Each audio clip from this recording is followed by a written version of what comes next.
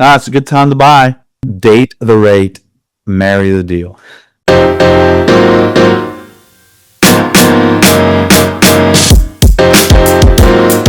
Hello, and welcome to Mornings with Joe, commercial real estate podcast, where we focus on rising stars and established players in commercial real estate and talk to them about how they are building legacies in today's marketplace. Hello, thank you all for joining the Mornings with Joe CRE podcast. We're happy to have you with us today. Thank you for joining. Apologize we're a little late getting started, but I'm sure this will be worth your while, and we appreciate you carving out some time to be with us today. We have a special guest, someone I've known for a while, Michael Bull of Bull Realty, and we're excited to have him here today. So what's happening, Mike? How you doing? Joe, great. Good to be here. Thank you. Good.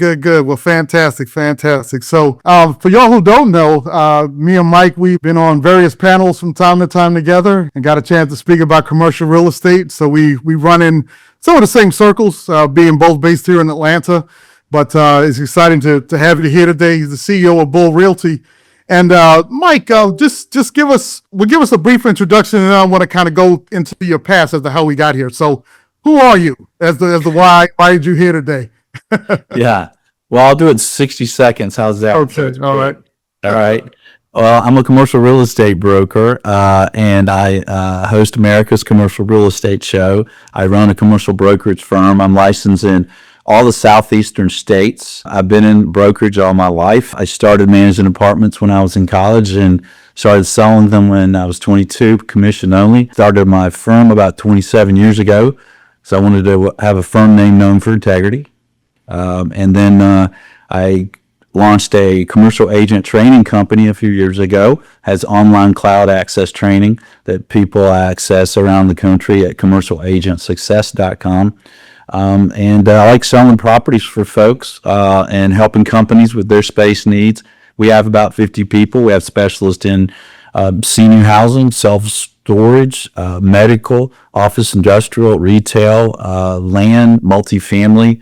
And then I lead a team that sells office buildings mainly around the Southeast U.S., and then I help lead the REO services group as well here. Okay. All right. Sounds good. So you're certainly well-versed and deeply ingrained in the commercial real estate space. So you said that you started your company roughly, you said you were at 22 when you kind of first got into the space? Yeah, I was a commission-only agent at 22 years old. Okay. I launched Bull Realty 27 years ago. So, yeah. Yeah. So what in the world made you decide to get into real estate at the age of 22? Because there's a lot of people that are wanting to know what they're going to do with their lives when they're just coming out of college. So that's interesting. Yeah, well, I had to work my way through college, so I had to have a job. And I was working in an air conditioning installation company because that was my summer job in Florida when I was in high school. And it was terrible, hard work. And so I was asking everybody I knew, you know anybody? And then finally a friend had a stepfather who ran a property management company, apartment company in Atlanta. And they said, yeah, they need somebody to do leasing. I interviewed. They said, well, you know nothing about nothing. We'll try you out. And in the first 4 weeks, they gave me 3 raises, and they loved me and taught me how to manage apartments, renovate them. And then I kind of grew it from there. Wow. Okay. All right. Pretty interesting. Was that here in Atlanta or another city? Yeah, that was in Atlanta. Okay. All right. So you've definitely seen the growth of the city and the transformation over the years. Oh, yeah. I was selling Midtown when the Midtown was a tough sell. Yeah. Not so much anymore. So no. Which is kind of interesting. Let me ask you this also. I know you're CCIM designated, and I don't know how long that's been, but what value have you found in getting that, or have you found value in it? Because what we're trying to do is obviously talk to some of the next generation as well as it relates to commercial real estate and what their path should be. So what value would you say you got from that? Yeah, I think if anyone's doing anything in commercial real estate, development, manage anything, you should take the 4 CCIM core classes and get the designation. It is completely awesome. It's one of the 5 buckets of skills that you want to hone, especially if you're a broker. And so they fire hose it through a funnel, the analysis and underwriting part of the business. And I think that it's the best place to learn it, bar none. And so all of our folks are required, if they're a broker at Bull, to take all 4 classes. We want people who are dedicated to training and providing good service for clients. So yeah, I recommend CCIM to everyone. It's been very helpful to me. One, just to understand analysis underwriting in a big way, and secondly, to be able to explain that to anyone that you need to. It's also a good referral network around the country. So if I need someone in another state for something, it's the first place I go, because I want to refer to brokers who are committed to training. I think one of the challenges I see for brokers that get in the business and don't do as well as they like is a lack of training. You're like, oh, I know everything. It's like, okay, well, maybe you don't. So I'm a big believer in training. I created a training company. I train constantly all the time. Yeah, I definitely recommend CCIM. All right, good. No, that's a powerful point. I think also people don't really appreciate the value of it, but especially getting into it young so that you know what you're talking about. And as you get older, those pieces start to connect. So you understand, certain things that, I know in the early days, trying to help people to understand why a lower cap rate isn't necessarily a good thing when you're buying, and that it sometimes needs to be higher. And people always think interest rates high rate is bad. So it's just the understanding of simple things like that a person new in the industry would not understand. So Yeah. appreciate you sharing that. Yeah, that's really a good point. I'm sure your training program goes into a lot of that. Yeah, we concentrate more on the commercialagentsuccess.com into kind of the nuts and bolts of building a brokerage business. I mean, every agent really has their own business and their own company. So it's about setting up their business, winning business, overcoming objections, helping clients make good decisions. So it's training that I created that's not out there anywhere. So it's not the CCIM type of training. Like I make our folks do commercialagentsuccess.com training, listen to all those videos 2 or 3 times a week, take all the CCIM classes, and so those two things are imperative, I think, for brokers to be successful. Yeah, absolutely. So let's just pivot a little bit. I want to talk about Atlanta and the market here, since you know it so well. There was an article by the Atlanta Business Chronicle back in December, a couple years ago, that it talked about $8.4 billion being invested in a 1.2 mile radius of Midtown Atlanta, or within that radius. And I thought that was phenomenal. So what are your thoughts on that? Are we still seeing a lot of outside capital come in, or is it more domestic or localized capital, or what's really going on in Midtown? Because there's a lot of projections as to stuff that's going to be built, but we don't know if it's really going to happen. I mean, what's kind of your overview of what's going on in Midtown Atlanta these days? Yeah, I think all the a lot of the in-town markets are doing extremely well, and there's capital and developers coming in from all over the country and local, and some of the even foreign investment, and some of these foreign investors and equity come from other markets will partner with players here in the market. Right. I think it's a combination there. And I think it's a great market to invest in. I think Atlanta is going to continue to grow. We have the airport, we have the pro teams, we have the education, we have the diversity, we have different places to live and work. And so I think it's continuing to grow, and it's a great place to invest. I think our population and job growth is going to continue. And also I think it's a great time for developers to be starting projects, because projects kind of stopped, when the interest rates ramped up, and COVID was around and inflation happened and materials were hard to get. Now immigration's even making labor tougher. So I think there's a lack of new supply that is about to hit. When you start a development, it takes years, and that's all been hitting and delivering. Well, now those deliveries are going to start trailing off, and you're going to start seeing, for instance, multifamily rents in Atlanta really going back up again very fast, like they were several years ago, just because of the lack of new supply. So we're seeing, like, our land, we have a land division too. Our land division's been outselling everyone else. So I think the developers are realizing it's time to kind of get started, because you might deliver 2 years, 3 years from now in one of the hottest performance markets that we've probably seen in a long time, because of the lack of new supply. It's also helping investors buying existing product. For example, we just took out a $20 million, 8% cap rate deal that you can get on a 14-year lease in Savannah at less than $200 a foot. And you think about it, it costs about probably $600 a foot to build it. So you're getting way under replacement costs. So people aren't going to be able to compete with you. So it's a good time for contrarian investors to buy existing product and developers to get started. Yeah. And you're talking about buying existing product from a value add perspective, or you're looking at more core asset? Both, depending, right? So it depends. So if you're getting that properties, for examples in Savannah, people can see it right now on our website at bullrealty.com. But it's under $200 a foot, and so there's a barrier of entry there that who's going to be able to compete with you. Not to mention Savannah is a very strong office market. I think the vacancy is 3%, maybe. So I think it's time to buy, value add or core, depending on your goals and your equities goals. Gotcha. You brought up office. I want to talk about that a little bit as well. It's no secret office has been under pressure, and that continues to be a factor. Employers are pushing to get people back into the workforce, but when you're used to kind of working from home, it becomes a little bit of a challenge for different individuals. And then we see a lot of hybrid work as well. What are you seeing in the office market? Because I know you said you have a division that's focused on that. It's one of your focuses as well. Is that office market still under pressure? I don't know the current vacancy rates in Atlanta, but what do those numbers look like? What kind of overview can you give us on that? I had to work from home Monday and hated it. It was terrible. The office market is crazy. There's office properties doing extremely well. User properties, small buildings selling. We just closed one the other day for $300 a foot, $350 a foot. We closed some at $400 a foot in town areas and then some of the office buildings are extremely full. Some of the Class A properties doing extremely well. And then there's a lot of larger buildings and B buildings that have a lot of vacancy. We're selling buildings that are 30 to 40% occupied that are selling for under $100 a square foot. We just closed one at 37,000 square feet the other day near the Atlanta Braves Stadium, and that sold for about $100 a foot. And to replace it again, you're probably $500 or $600 a foot. Is that Class B or C or what type? That was a class. I'll be nice. I'll call it a B.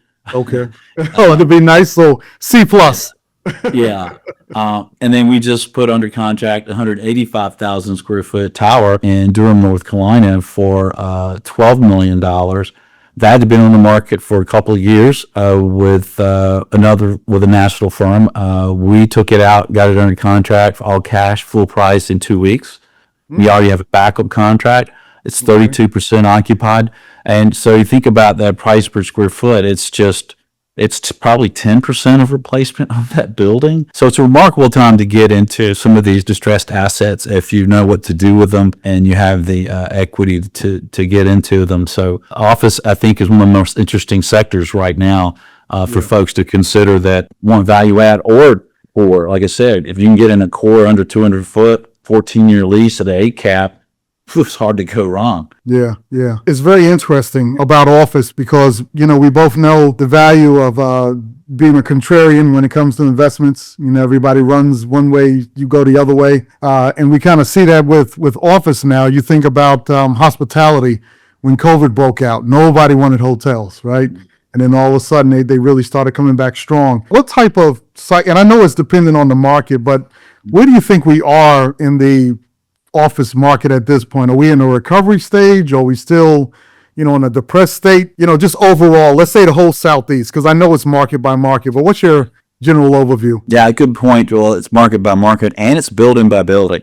But I would say for the most part, we're at the bottom of the market. We're probably at the lowest values, and depending on the asset and where it is and the size, we're in the starting recovery. We think we've had several quarters of positive absorption, so we're seeing momentum come back. We're seeing more and more companies wanting to bring their folks back to the office, and so demand has picked up and increased. We've also seen a lot of buildings. Well, not a lot.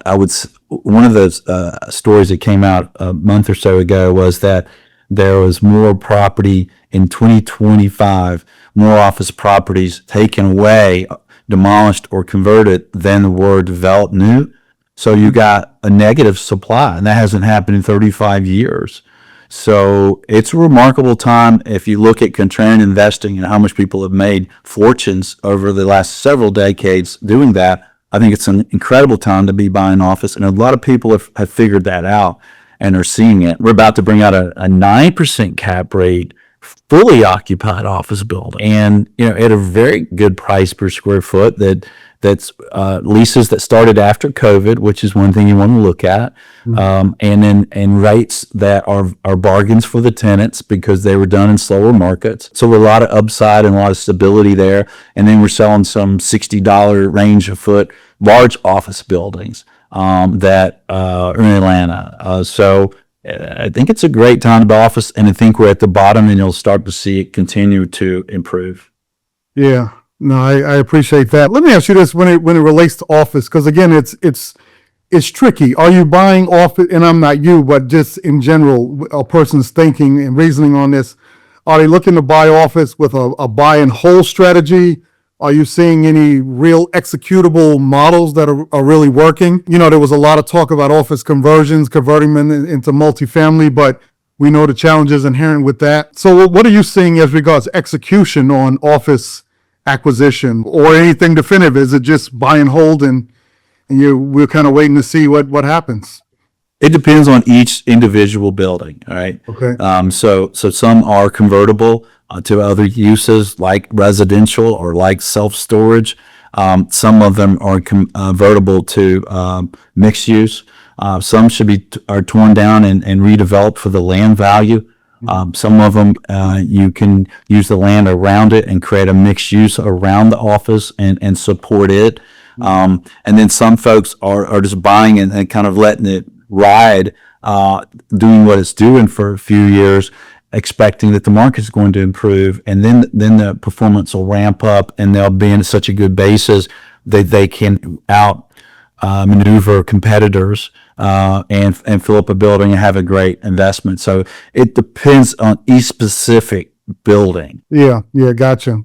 And that's a good answer and a fair answer. We hear of properties from time to time as well. For our own portfolio, you try to figure out what to do, and you're right. Sometimes it is tear it down, like you see happening now with the Wellstar site, for an example, in the Old Fourth Ward, where all that's getting torn down, and then sometime it is convert a different way. One of the biggest issues with office, light into the interior core of the building has always been the challenge, and then also trying to execute on the plumbing and everything else, which is generally centered around that core as well. If you're doing a multifamily model, obviously you got to run all that plumbing, and there's a lot of refurbishing. Interesting.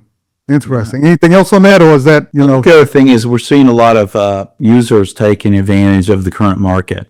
And buying buildings where they're partial users, and we very much key into that when we take a property out to market for a borrower or a lender or any kind of seller of getting users, because partial users can get more favorable financing at times, and obviously they take care of some of the vacancy issue, right?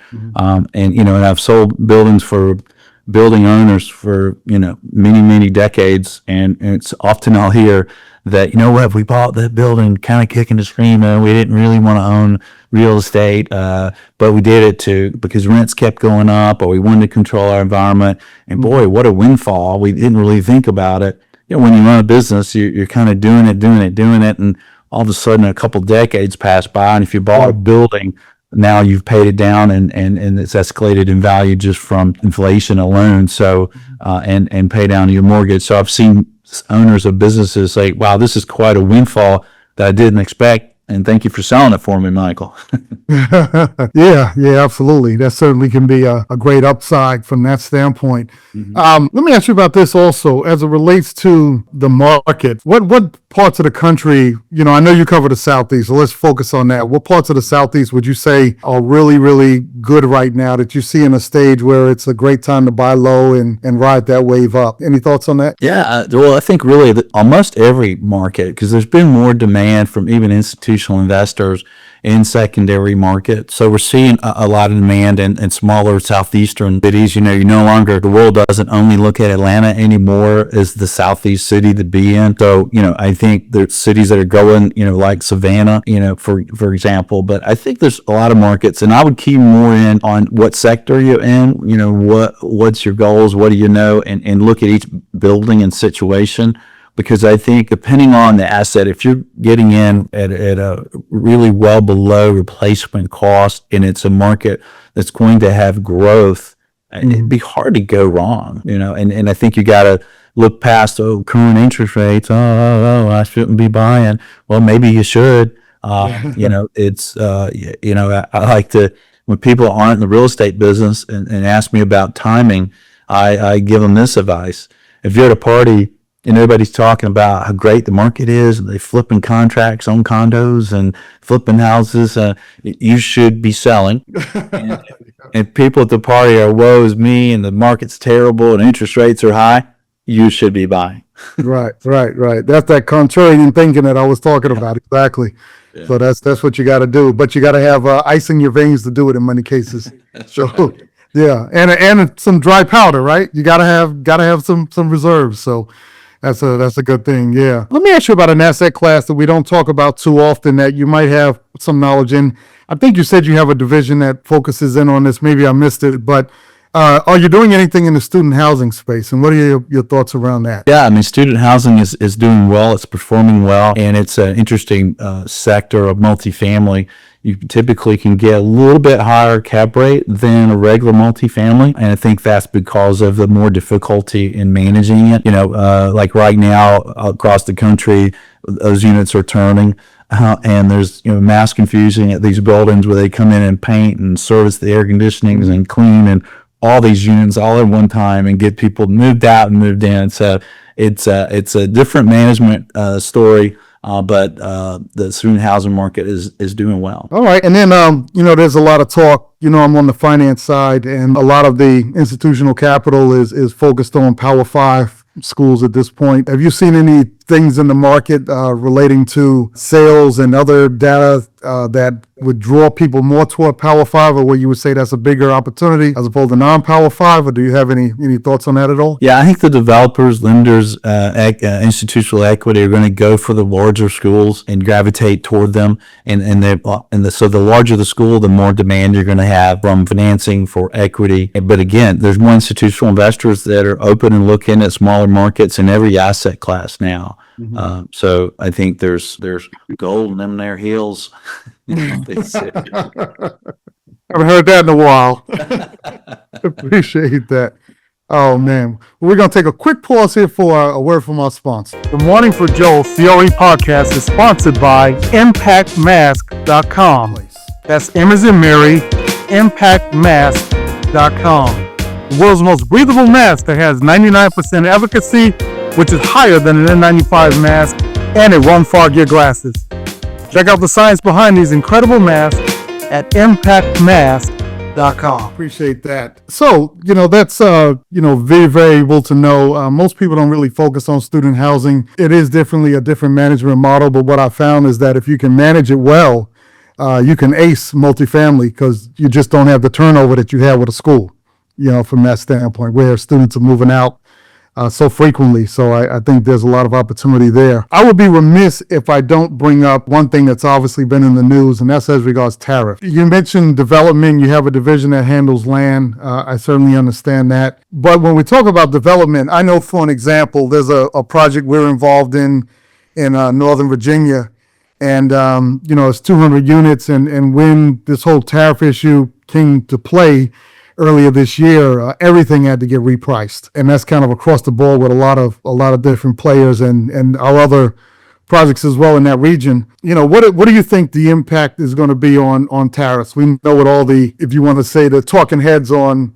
TV have to say, but what are your thoughts as a boots on the ground kind of guy and selling land? How are tariffs going to impact things in your opinion? Well, I think it's still a bit of a moving target. Mm-hmm. But I think it is causing some issues with materials and materials cost. So I think it is kind of yet to shake out. Here we are, almost August, beginning of August. So yeah. I think it's still shaking out, Joel. I don't know that everyone knows. I think one thing though is that I think when it first started happening and the numbers were thrown out, we're like, okay, we're headed for a recession. This is going to be awful. And I think that's kind of curtailed. I think people are feeling a little more comfortable, and it's helped people to start doing more business again and have a little more faith to move forward. So I think it's still shaking out. I think it's going to still cause some issues for some folks, but I think it's not near as bad as what a lot of us thought it could have been, and when it started. Yeah, yeah. Well, I would agree with that. And just look at the drop in the market back in what was that, March, April, I guess. We were all kind of wondering about that. Yeah, so we'll see how that happens. I know one of the biggest things, and I don't know if you've seen this, maybe you have or you haven't, but we've been kind of seeing a slowdown in the market just because of the uncertainty with investors. How do you price a deal or know where to come in or what your return on cost numbers are going to be as it relates to development and other things if you don't know what this tariff issue is going to be. So have you noticed that on your side of the table as it relates to the uncertainty has caused some slowdown in the funding of deals and other things? Yeah, I think it has in development, and I think that's kind of continued the challenge with new supply, right? And with developers kind of slowing down and not be able to count on their pricing of materials and even labor. So yeah, I think that's one thing that's causing existing product considered by a lot of developers. Like, you know what? If you do development and you buy existing, I think some of those developers like, hey, I might want to look at existing right now because of those reasons, and because if it's going to cost me double per square foot to build it, then I can buy it existing. There's probably some upside there. The barrier of entry from competitors. We've got a beautiful 1 acre site downtown Atlanta across the street from the world's largest aquarium that you can build a high rise on, right? And we've got a couple developers who've digging in and really love the site. And to your point, it's like, all right, well, how do we know what it's going to cost to build this? We just taken out a couple sites in Buckhead too, one on Peachtree and another one in Buckhead. And the great thing about those, and even the one in Lucky Street downtown across from the aquarium, is that there's existing income on those. So I think that's one thing too, developers looking at, well, what if I can get a 4 or 5, maybe a 6% return on the development land, and go ahead and secure it, and then develop when the time is right? When I can count on the market, because most people realize that the market's going to improve as far as rents go because of the lack of new deliveries. And then, when we get past the tariff thing, which hopefully is soon, they can develop later. And it also gives them time to go get all their entitlements, get all their equity together, and kind of enjoy some income to give you some return while you're holding the property. So I think that's an alternative for developers as well to consider that. And then they are doing it. Yeah. It's funny you mentioned that. I was kind of laughing internally just now because I had that conversation with my business partner yesterday. About, we have a particular site and it was like, okay, we're waiting to develop this. Everything had to get repriced, and you're kind of starting all over again. And, we were saying the exact same thing, maybe we should just go ahead and take down the site and then wait, until it's time to execute. So I think you're spot on with that as it relates to mentioning that. So appreciate that. We do have a question that came in. If this is the same Tom Robertson, this is a buddy of mine. Tom, I got to introduce you to, because Tom used to buy malls and flip them and do all kind of crazy stuff. So he's quite a guy, quite an investor, and a good guy to know. But he wanted to know, he asked this question, I would like to know how they are keeping up with the times with all the new AI impact. And so what are your thoughts on AI's? Well, let's see, there was a follow-up question here. They were among the first. So what do you think AI is doing for our industry as regards the impact, or what impact will it have on the industry? Yeah, I think it's have a great impact on the industry. It's allowing things to get done faster and move along more efficiently. It's been on the top of my mind. My New Year's resolution for 2025 was to get really involved in AI, because we've been involved in it, and we're doing a good bit of things in AI for marketing and information for our brokers and for our clients. But we're also using it in developing, one of the things that we do with our show is we now transcribe it, and we use AI to turn that into a blog. Right. So it's also just good for providing material for clients and for content marketing. And then the other day I was putting together a paragraph about why it was good to invest in a certain market. And I put what I wrote into AI and said, hey, can you write this better? AI went, yes. What do you think? AI said, yeah, let's do that, Sure I dummy. can. Here you go, dummy. And I looked at it and went, wow, that is really what I'm going to say, but more eloquent, you know. So, Eloquently, yeah, yeah. Yeah, no, it's a powerful tool. Have you seen people using a lot more technology when it comes down to assessing a deal and trying to evaluate, at what point they should pay for a property and, whether the performing numbers are within the realm of reason? I mean, have you seen any of that? Because I know generally you guys prepare OMs as well when you're, pitching a deal out there to market. So how have you been using it in that regard, or have you been using it?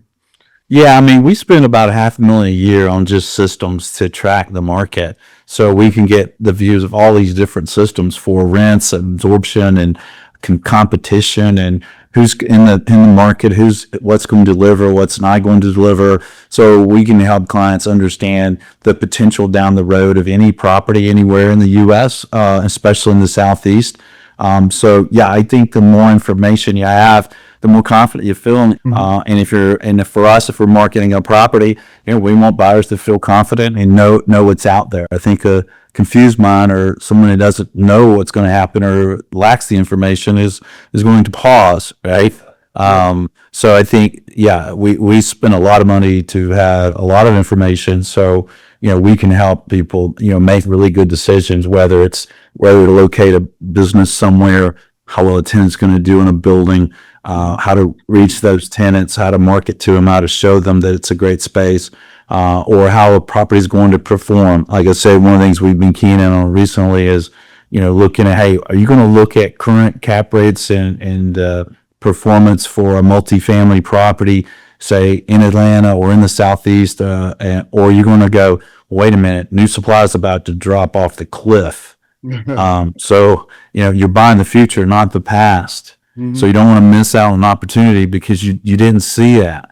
You didn't look at new supply dropping off the cliff with demand still the same. Right. So yeah, I think the more information, the better. Yeah, yeah. Good point. Good point. You mentioned about the past as opposed to the future when you assess a deal, and as well as I do, it's always the challenge of looking at a pro forma and saying, okay, do I buy based on current numbers or do I buy based on pro forma numbers?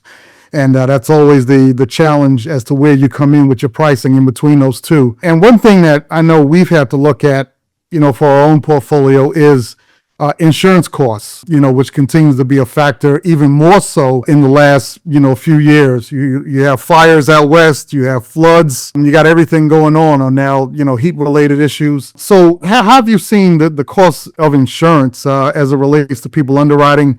Are any pausing? Are they over assessing insurance in their estimates? What are you seeing in that regard? Yeah, we are. I mean, I guess we're out on a Class A 300 unit apartment complex, and each group that's underwriting it has a different number for projected for insurance. To your point, so I think it's something that you really want to shop for. If you've got enough properties, try to get the best deal you can, and definitely underwrite for what your taxes might be moving down the road, and also what your insurance should be, and look at it, in accurate basis. And if you're a seller, sometimes you got to understand that, hey, those expenses are going up whether you continue to own it or not. So it is part of the evaluation process. Yeah, yeah, absolutely. It's become a bigger and bigger issue, especially in the coastal states. Parts of Florida, Texas, Houston area. I've seen some horror stories in situations there, and we own some assets in Louisiana, and that's I'll leave it right there. So it's an issue. You have a hotel, just full closed hotel that could be converted to apartments there. I'll share with you. Okay, all right. Well, yeah, let me know. I've got to run back down there probably next week, so I'll like to swing by there, take a look at it. All right, Tom has another question here. There are some thoughts that large discounters that import a huge amount of their products may be more impacted than others. They have already been impacts to these big box users. What do you see as the near-term and long-term outlook? So I guess long-term and short-term outlook as it relates to our big box discounters.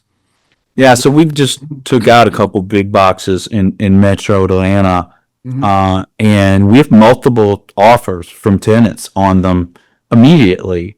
So I think the lack of new building in retail has caused that, that where some of these retailers go out, there's groups right behind them that will come in. And some of these buildings, we're seeing significant increases in the rents. So some investors are buying retail where it's seemingly distressed, and on two, the rents are just so much higher from the newer tenants than they were. So I think as far as the real estate side of that, it's going, for the most part, the real estate's doing fine. Some of it's turning over, but some of that's good turnover. Are you seeing players wanting to cut up these big box locations into smaller tranches of space, or are they just taking the big spaces and the ones that we're doing, they want the larger spaces. Really? There's tenants for the larger spaces, but okay, these are, I think one's 45,000 square feet. That size range. They're not 100,000 square footers. Okay. Yeah, that's kind of what I was wondering about, because you'll get a Walmart or a Target that might be almost 300,000 square feet, which is obviously a huge box. But in that 50,000, I would say, yeah, probably that size is manageable for a lot of folks. So that's interesting. Tom had another question here about the 10 for auctions. How is the trend for people to take property to auction impacted the brokerage business? How would you answer that? Well, it's helped. I mean, the auction firms, they want a broker involved. And so when our clients want to auction something, we just add power to that auction by using our databases and our systems and our knowledge, our resources to share with people what they can do with it, why they should buy and invest in a market.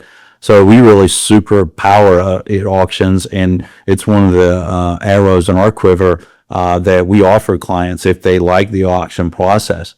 But also what we do is really an auction for the most part. Sometimes we're taking out assets, and when we hit the market, we have a call for offers deadline, and we're getting offers in, and as there's a competition. The only difference is the buyers have time to get financing. The buyers have time to do due diligence. So they can typically make higher offers, more comfortable offers than a cash buyer on an auction. To give an example, there was an office building that was auctioned on one of the biggest auction sites, and the highest bidder bid and didn't close, and actually their earnest money check wasn't paid or whatever. The seller hired an attorney to sue them. They said, well, don't sue them, just call Michael, he'll sell it. We took it out, ran our process. We got, I think it was about $1 million more price through our process of marketing the property than the auction did. So I think there's a place for auctions. I think you want to look at very carefully, is it the place for the particular asset you're doing? Because if it's done properly by a broker, then it pretty much is an auction process. But you don't have to have buyers reduce their number for all the unknowns and cash only and quick closing and maybe lack of doing their own due diligence and relying on the existing due diligence. So I think there's a place for it. We continue to do auctions, and then sometimes we're doing auctions they don't look like auctions, but that's what we're doing when we take a property out. Because that's true. A lot of times when you structure an opportunity, you'll see that it does feel kind of auction-esque, if you will, if that's a word. So, all right. Well, sounds good. Well, we're just about up on time. I want to ask you about two other things real quick, and then we'll close out. As it relates to, I've seen a trend toward first-time investors, especially as it relates to the multifamily space. You have people that were buying 4 units, up to 4 units, basically single home flippers, that type of thing. And now they're trying to stretch out to the 10 unit, 15 unit type property. And I know you guys over the years have done a lot of those kind of in the in-town markets. What advice do you have for someone to make sure that they're ready to step to that level and speak to your team as it relates to buying those smaller multifamily assets and other smaller assets like that? Yeah, we have some of those out now. Some are bank owned as well, and some of them are not. And some of them are distressed, real value add deals, and some are more stable. And that's where I kind of got my start. At 19 years old, was selling in-town apartments in Atlanta. So I like it now that we've grown to a southeastern firm. It's it's fun to think about, what I used to sell those for and what they're worth today. I think as far as if you're ready, I think you understand the comps, you understand the financing, you understand the management, you understand the rent surveys, and if you're trying to get deals from a broker, that you're coming in with relaying that confidence that, hey, I do have my equity. If I'm going to finance it, here's my lender, and that I'm ready to go. So that if you're asking a broker to pick you for the deal, they want to feel confidence and surety of close. So you can just understand the market well, be clear and open with your broker, and they know who you are, how your decision process is.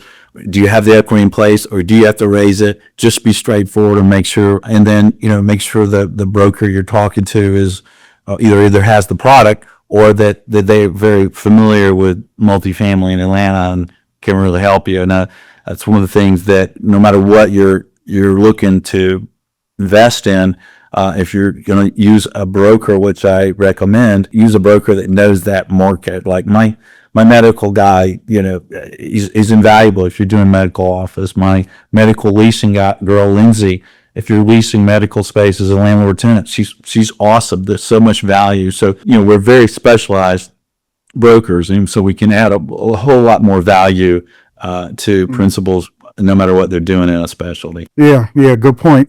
Also, just to kind of add to that, because, my background's been on the lending side. Also, we find there's a lot of, single family folks, they are solely focused on ARV, or they're thinking, well, I like this much money, so I can afford this, and they're looking at their personal paycheck and their personal credit and things like that. But understanding commercial real estate where you have an executable plan, and understanding how it's the value of rents and how to value a piece of commercial real estate as opposed to just looking at a ARV and costs from that standpoint, but understanding, rent analysis and things of those factors are so very important.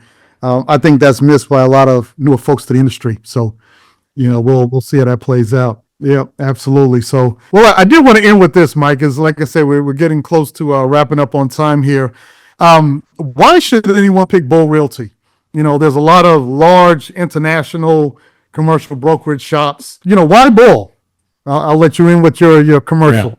Yeah. Well, if you're looking to sell a property, why Bull is because you'll get higher offers and more offers than you've ever experienced selling a commercial property before in your entire life. All right. Well, that's an elevator pitch. And again, we design a marketing plan specific for that asset, and we do it the way you'd want it done if you're the client. So if you've got a piece of property that is you want to get a good number for it and you want it done right, that's what we do, and we're specialists in it, and that's why the company exists. There was 2 reasons. Number 1, integrity. Number 2, they're the best disposition marketing in the country. And so, we get chosen all the time over the big shops. We just followed a big shop on an office tower that I mentioned, 185,000 square feet. Big national company had it a year or so, maybe longer. Couldn't move it. We sold it in 2 weeks. A big company big name doesn't mean big exposure. Look at what they're actually doing.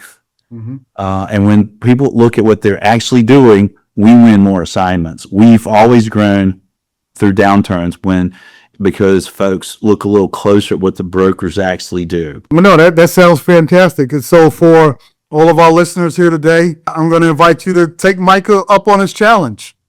See if he's going to deliver on what he says, and give him a shot. So definitely reach out to Mike and Bull Realty. They've been a staple here in the Atlanta market for a long time. Obviously, I've known Mike for a long time. And Mike, it certainly was a privilege to have you with us today. I thank you for coming on the show. Joel, thank you. I appreciate being on the show with you. Yeah, absolutely. Look forward to being on yours one day. We got to talk about that. So there you go. I know you've been. I was letting you get your legs underneath you, and now it's certainly very well established. So look forward to being on the other side of the table with you. So sounds good. Sounds good, Joel. Thank you. Absolutely. All right. Any final comments, Mike? Comments? It's a good time to buy. I think make sure you're not missing opportunities because of interest rates.